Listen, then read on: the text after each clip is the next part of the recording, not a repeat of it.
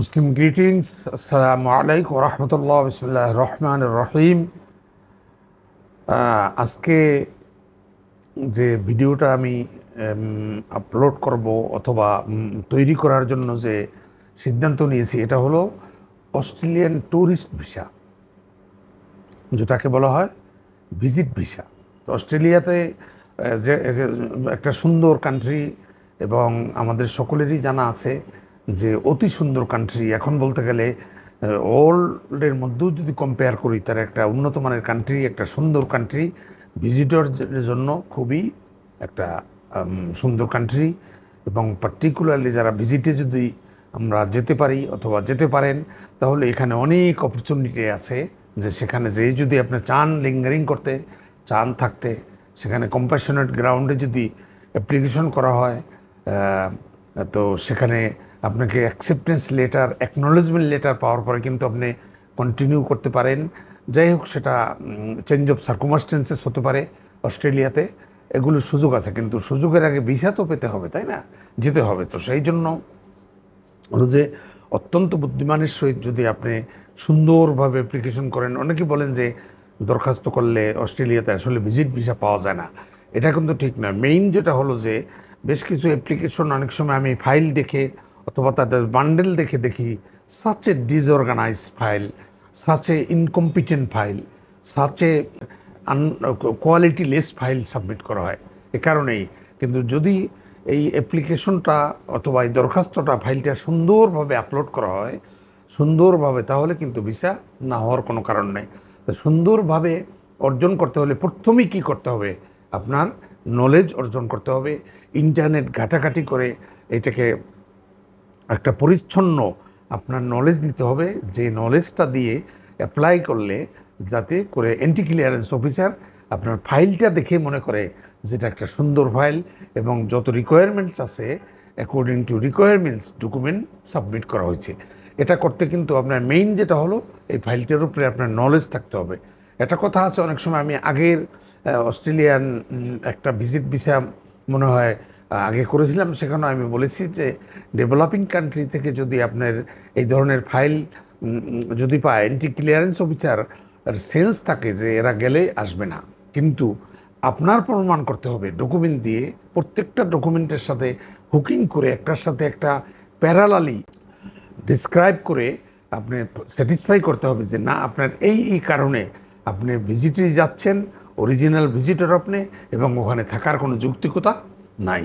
এটা আপনার ডকুমেন্ট দিয়ে প্রমাণ করতে হবে। একটা আছে যে হু ইয়াস আর প্রুফ দি ডকুমেন্ট দিয়ে প্রমাণ করতে হবে আপনার। তো এটা আর কি সাব ক্লাস 600-এ যদি আপনি ট্যুরিস্ট ভিসা অস্ট্রেলিয়া যেতে চান, তাহলে এইভাবে। তারপরে অস্ট্রেলিয়া যাওয়ার জন্য যে সাধারণত কতগুলো জিনিস আপনার আছে, সেগুলো হলো মেইন হলো যে যদি আপনি একাধিক দেশ ভ্রমণ করতে পারেন, এটা আপনার জন্য প্লাস পয়েন্ট। আপনি যদি কোয়ালিফাইড হন, ইংলিশ ভালো জানেন, এটা একটা প্লাস পয়েন্ট। আর সবচেয়ে হলো যেটা, যে আপনার ব্যাংক স্টেটমেন্ট, ফাইন্যান্সিয়াল ক্যাপাবিলিটি, এটা প্রমাণ করতে হবে। এইটা প্রমাণ করার জন্য আপনারা সুন্দরভাবে 6 মান্থের ব্যাংক স্টেটমেন্ট, এবং আপনার যদি অন্য কোনো অ্যাসেটমেন্টাল যা কিছু থাকে, কোনো বাড়ি থাকে ঢাকাতে, সেটা সুন্দর প্রমাণ করে ওইটাকে ট্রান্সলেট করে ভ্যালুয়েশন করে আপনি দিতে পারেন। আপনার যদি কোনো অন্য অ্যাসেট থাকে, এমনকি দেশের অ্যাসেট যেগুলো আছে, এগুলো আপনি অ্যাড করতে পারেন। এরপরে আপনার পার্সোনাল স্টেটমেন্টের মধ্যে আপনি সুন্দরভাবে পারপাস অফ দি ভিজিটটা কী, কেন যেতে চাইতেছেন, এবং ওখানে কিছু দেশের, কিছু এলাকার, কিছু এরিয়ার নাম মেনশন করতে পারেন যে এই পার্টিকুলারলি জিনিসগুলো বা স্থানগুলোতে আমি ভিজিট করতে চাই। 2 নম্বর কথা হলো যে আপনার ব্যাংক স্টেটমেন্টটা সুন্দরভাবে আপনি এক্সপ্রেস করতে হবে। আপনার এডিশনাল যে ডকুমেন্টেশনগুলো আছে, এগুলো সুন্দর করে ক্রোনোলজিক্যালি আপনি ব্যাখ্যা করতে হবে। এরপরে পার্সোনাল স্টেটমেন্ট এসবির মধ্যে সুন্দরভাবে আপনার যদি প্যারেন্টস থাকে, সেই প্যারেন্টসের নাম উল্লেখ করবেন, তাদের বয়স উল্লেখ করবেন। আপনার যদি ওয়াইফ থাকে তার কথা বলবেন, ওয়াইফের যদি কোনো জব থাকে সেই কথা বলবেন। আপনার যদি বিজনেস থাকে, বিজনেসের ট্রেড লাইসেন্স দেবেন। ট্যাক্স থাকলে যেটা ট্যাক্স, এইটা সার্টিফিকেট দেবেন।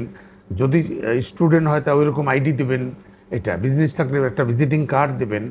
আর জমি জমা যেগুলো আছে, বাড়ি ঘর যদি এখানে থাকে, কার থাকে সেইটা দেবেন, টোটাল জিনিসটা দেবেন কেন? এটা হলো যে প্রমাণ করতে হবে যে আপনি একটা কেপেবল পারসন, ফাইন্যান্সিয়ালি আপনি স্টেবল পারসন, আপনি একজন ব্যাকগ্রাউন্ড রিচ ম্যান। অর্থাৎ ঘুরিয়ে ফিরিয়ে এইটাই যে আপনার আসলে ওখানে গেলে থাকার কোনো রিজন নাই।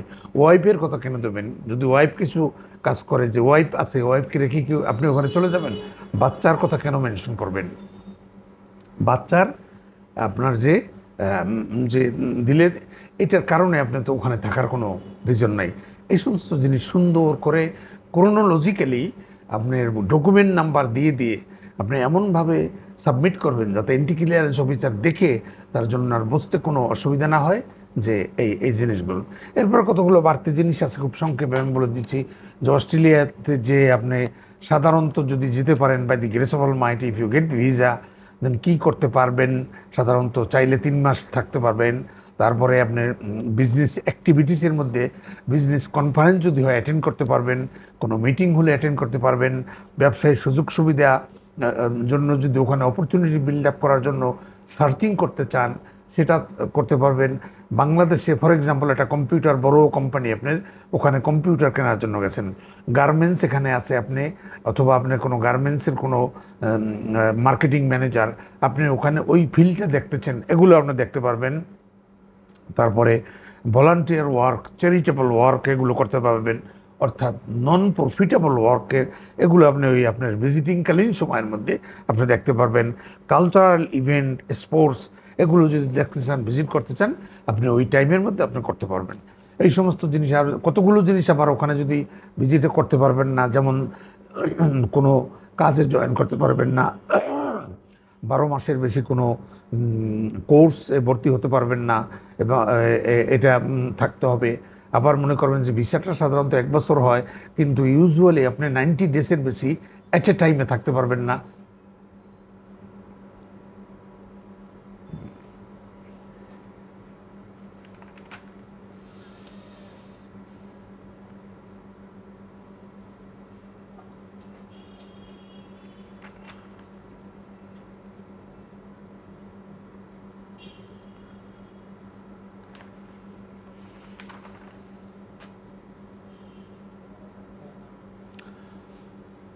3 মাসের বেশি অধ্যয়ন করা যাবে না। এমন কোনো মেডিকেল ট্রিটমেন্ট বা হেলথ কেয়ার সার্ভিসে আপনি লঙ্গার টাইমের আপনার যেটা ভিজিটিং টাইম, আপনি রিকোয়ার্ড টাইমের মধ্যে ছাড়া আপনি জয়েন করতে পারবেন না।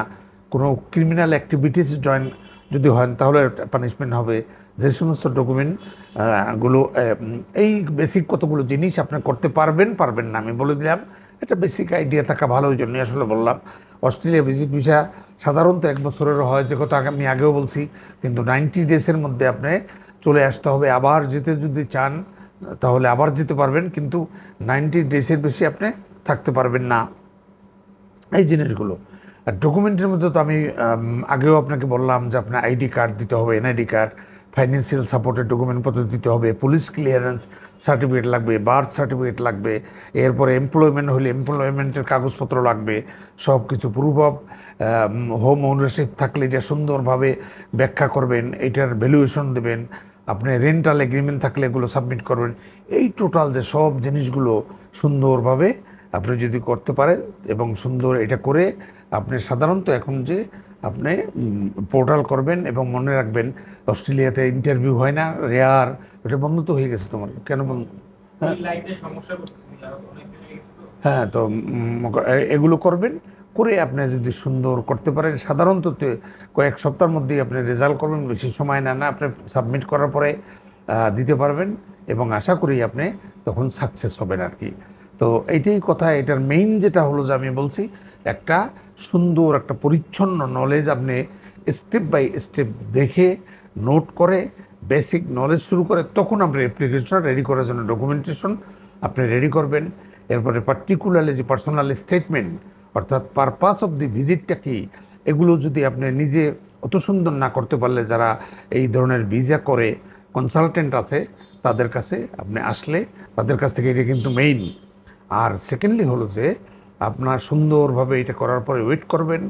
আর ইন কেস অফ যদি আনসাকসেসফুল হইলে এটা আবার একটা রিকনসিডারেশন অ্যাপ্লিকেশন করলে অনেক সময় তারা কনসিডার করে, অর্থাৎ আপনার যে ভিসা যে রিফিউজ, এই যে রিফিউজাল যে লেটার, এটার মধ্যে ওরা ব্যাখ্যা করে, ওরা বলে দেয় যে কোন কারণে রিফিউজ করছে। তখন ওইটা যদি আবার সাপ্লাই করে আবার একটা হ্যান্ড আউট দিতে পারেন, তখন অনেক সময় কনসিডার করে। এই কথাই থাকলো, আপনাদের জন্য শুভকামনা থাকলো এবং আপনাদের সুস্বাস্থ্য কামনা থাকলো, এবং যদি যারা অ্যাপ্লাই করবেন তাদের জন্য সাকসেস কামনা করছি। আর যদি দেখা যায় যে জিনিসটাকে মডেলিং আপ হচ্ছে, আপনি প্ল্যান করছেন, মোটামুটি সব কিছু আছে, কিন্তু ওই আপনার কাগজপত্রগুলোকে আপনি ওইভাবে করতে পারছেন না, তাহলে যে কোনো একজন ভালো কনসালটেন্ট, এডুকেটেড পারসন যারা আমরাও কাজ করি, যদি আসেন তাহলে সুন্দরভাবে আপনার এই ভিজিটিং অ্যাপ্লিকেশনটাকে আমরা করে দেওয়ার চেষ্টা করব। এবং আশা করি এটা অনেকটা এইরকমই আমরা করি যে আপনার আমাদের কিছু ফি, কনসালটেন্সি ফি নেই, একটু বেশি, কিন্তু অনেকটা নো উইন নো ফির মতো কিছু সামান্য ভিসা ফি দেবেন এবং সব কিছু আমরা করব। ভিসা হইলে আপনি আমাদের একটা ভালো অ্যামাউন্ট দেবেন, না হইলে আর কোনো টাকা দিতে হবে না। এই বলেই আমি আজকে শেষ করছি, আপনাদের কল্যাণ কামনা করে। Thank you very much, all the best.